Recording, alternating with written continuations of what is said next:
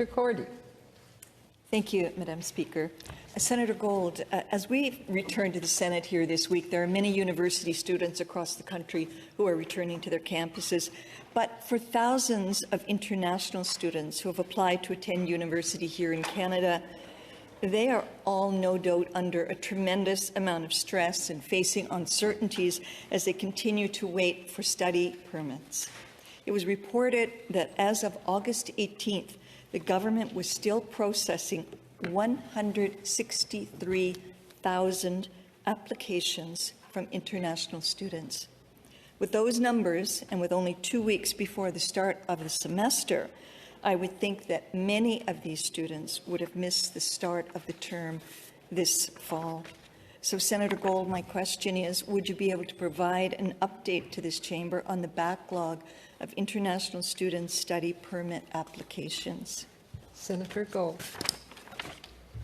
Well, thank you for the question and for highlighting the important issue both to the students who want to come here and also to our universities and to our country who benefit from those students. And the government understands the hardships and difficulties that and the uncertainty due to the longer wait times in their applications, and that's why the government has taken a number of measures to do more to tackle the backlog while making the immigration system and the system generally more sustainable in the long term.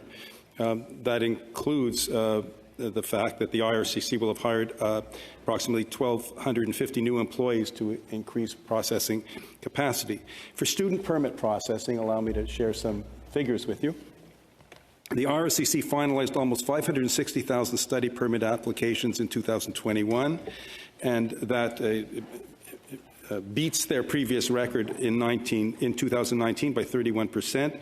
The IRCC is already outpacing that amount this year with almost 452,000 study permits finalized between January and August this year, which compares to about 367,000 finalized in the same period last year. Government will be open, it will be transparent in their plan to tackle the backlog and return to service standards, and that's why, in fact, the government has started publishing their progress online on a monthly basis. Senator Cordy.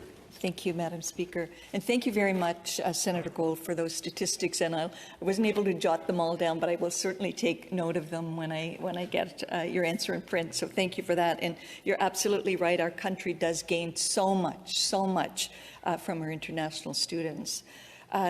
Canadian universities have increasingly relied on attracting international students to study in Canada, and they have provided our schools with a much more diverse campus and a learning culture, and that benefits all students, and it also benefits the communities in which the universities are located.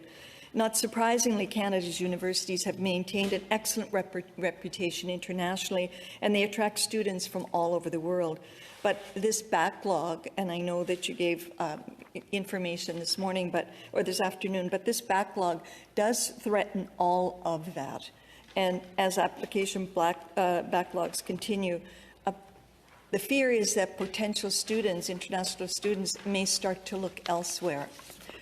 So, Senator Gold, does the government have a plan, and you gave a bit of it earlier, to expedite the process for the start of the January 2023 term, because that isn't that far away, and these are students who have applied well in advance, accounting for the 12-week stated processing time by the IRCC, with some applying up to 8 or 9 months ago.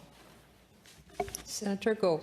Well, I'll be brief. I mean, the government has put the measures in place that I described. It believes that this will make a difference. We're on track to do better than last year, and